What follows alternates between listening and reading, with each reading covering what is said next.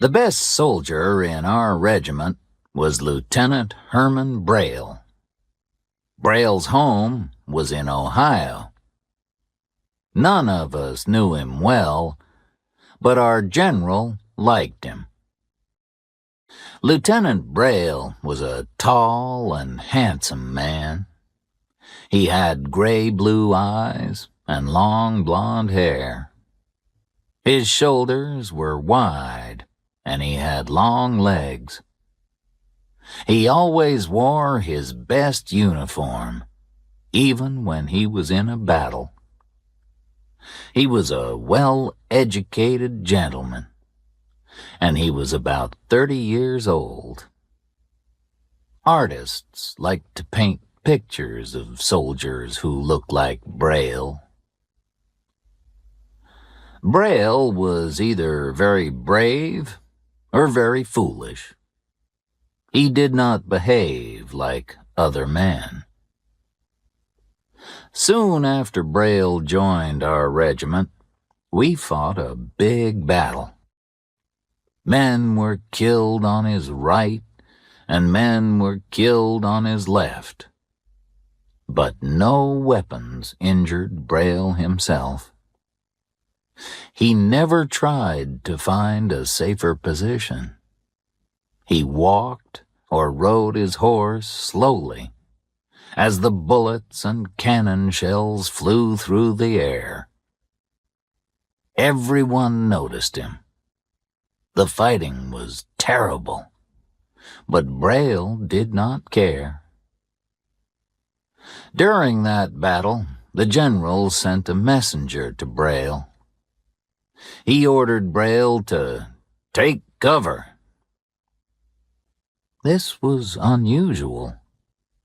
The general had many things to think about during a battle. There was no time to worry about the safety of one man. But the general liked Lieutenant Braille. He saw Braille's foolish behavior, and he did not want him to die. In the next battle, Braille behaved in the same way. He sat on his horse where everyone could see him, including the enemy. Bullets and cannon shells did not touch him. Braille stood like a rock in the center of the battle. He did not move, and nothing hurt him. After that, we decided that Braille was neither brave nor foolish. He was simply very lucky. The general also believed that Braille had good luck. So, Braille became his messenger. Other messengers were killed, but Braille was never in trouble. He always delivered the general's messages to our front line successfully. Our front line was often less than 100 yards away from the enemy. Our men lay flat on the ground as bullets and shells flew over their heads. But Braille did not lie on the ground, and he did not keep his head low. He simply walked up to the front line and delivered his messages to the officers there. Then he returned to the general to give his report. Other officers in our regiment spoke to him. "Don't be a fool, Braille," said one captain. "Take cover. Every enemy soldier is aiming his gun at you. Your head will be shot off." Braille smiled. "Thank you for that advice, Captain," he said. "If my head is shot off, you can say I told you so. I won't mind." The captain was killed in the next battle. He was hit by many bullets as he stood in a roadway.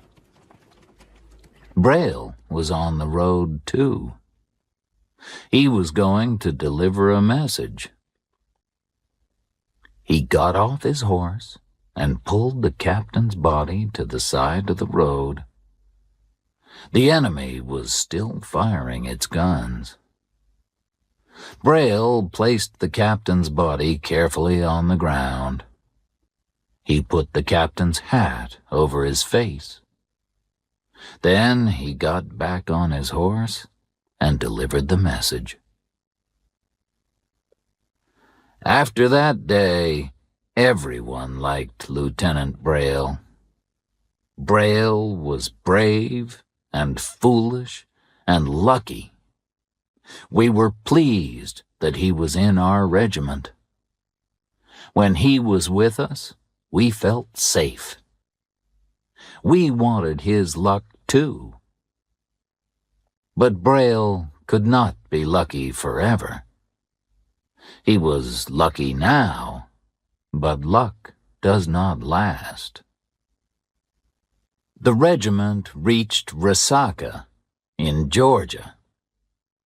There was only one obstacle between us and the state capital, Atlanta. The enemy had built a line of earthworks at Resaca. The Confederates were behind these earthworks. They were going to stop us reaching Atlanta. The earthworks ran through flat, empty ground and along the top of a ridge. There were trees at each end of the flat ground.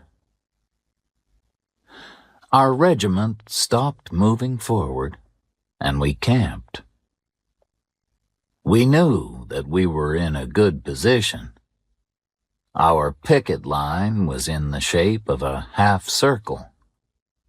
It went between the two groups of trees. In front of us, there was a big field. The ground was soft and wet and had many stones. It is the kind of rough ground that horses cannot cross easily. The trees were not a problem. They gave us plenty of cover. But we could not move forward easily across the field. There were too many Confederate guns behind the earthworks. We waited for the Confederates to attack us. We expected them to attack at night. Our general was in the trees at one end of the half circle. He wanted to send a message to Colonel Ward, who was at the other end of our picket line. The general spoke to Braille. "Lieutenant, take this message to Colonel Ward," he said. "Tell the colonel to move his men forward. They must get closer to the enemy's earthworks. But his men must stay under cover, and they shouldn't fire their guns unless they can see who is shooting at them. You may leave your horse here." Maybe the general's order was not clear. Lieutenant Braille heard the first part, but he did not listen to the last part. Braille took no notice of the words, "You may leave your horse here." The general wanted Braille to walk through the trees and deliver his message. This would take longer, but it was safer. A straight line is the shortest distance between two places. Braille went the shortest way. He got onto his horse, rode out of the trees, and across the rough field. He rode in front of the enemy's guns. "What is that fool doing?" shouted the general. "Stop him!" A cavalryman rode after Braille. 10 seconds later, both the cavalryman and his horse were dead. Their bodies were torn open by hundreds of bullets. Braille did not stop or turn around.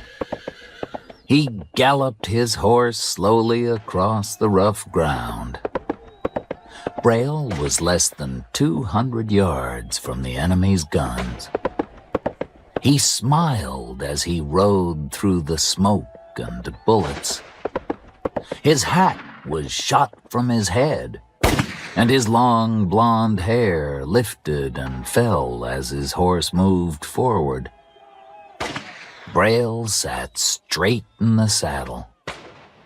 He was holding the reins gently in his left hand. His right hand was down at his side. He looked very handsome and brave and foolish. It was like a scene from a dream, not a scene from real life. Braille almost reached the trees on the other side of the field. Why had none of the bullets hit him? I do not know. But there was an obstacle that none of us had seen. There was a stream in front of the trees. Braille's horse could not jump across the stream. The stream was wide, and the water was deep. The horse stopped, and as soon as it stopped, it was shot. Braille and his horse fell to the ground. Braille stood up. He was all alone, and there was no cover. I will always remember that scene. The handsome lieutenant turned toward the enemy's guns, and he was hit by many bullets. Braille fell to the ground once, twice. Each time he stood up again. I will always remember the expression on his handsome face. He smiled. When he fell for the last time, all the Confederates stopped firing their guns. 4 men from our regiment walked onto the field. They followed a sergeant who carried a white flag. They picked up Braille's body. As our soldiers walked back to our picket lines, several Confederate officers walked toward them. They took off their hats and helped our men to carry Braille's body. They carried Braille back to his own picket lines. The general gave Braille's belongings to the other officers in our regiment. He gave me a small book with a leather cover. It was Braille's notebook. "Remember Herman Braille," the general said. "He was foolish, but he was very brave." There was a letter inside the book. It was a love letter. It had been written by a woman called Marion Mendenhall. The address was in San Francisco. The last paragraph said, "Lieutenant Winters has visited me, but I don't want to see him again. He was injured in a battle at Virginia. He said that you were in that battle too. Lieutenant Winters told me that you weren't hurt because you hid behind a tree. I'll always hate him because he said that. He wants me to think badly of you. I don't believe his words. It's better to hear of a lover's death than his cowardice. A year later, the war ended, and I went to California. One evening, I visited Miss Mendenhall in San Francisco. I met the young woman in her fine house on Rincon Hill. Marion Mendenhall was beautiful and charming. Only a brave and handsome officer should be her husband. "You knew Lieutenant Herman Braille," I said. "He was killed at Resaca. I was in that battle. This letter was in his belongings. It's a private letter. I'm returning it to you." She took the letter, but did not read it. "You're very kind to bring it to me," she said, "but it isn't important." Suddenly, she looked at the letter, and her face became pale. "There's a stain on it," she said. "Surely this stain isn't... It's not blood, is it?" "Madam," I said, "I'm sorry, but that is the blood of a very brave officer." It was a cold day. A fire was burning in the fireplace. Marion Mendenhall threw the letter into the flames. "I cannot look at blood. It makes me ill," she said. "How did Herman Braille die?" I stood up. I was shocked. The letter meant nothing to Miss Mendenhall. But it had been written to a brave man who I had liked. I could not save the letter from the fire. It was completely destroyed. Miss Mendenhall repeated her question. "How did he die?" she asked. She turned her face toward me. The light from the burning letter shone in her eyes.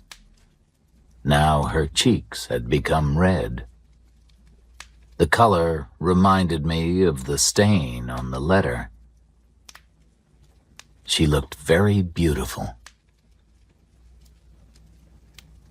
"He was killed by a snake," I replied.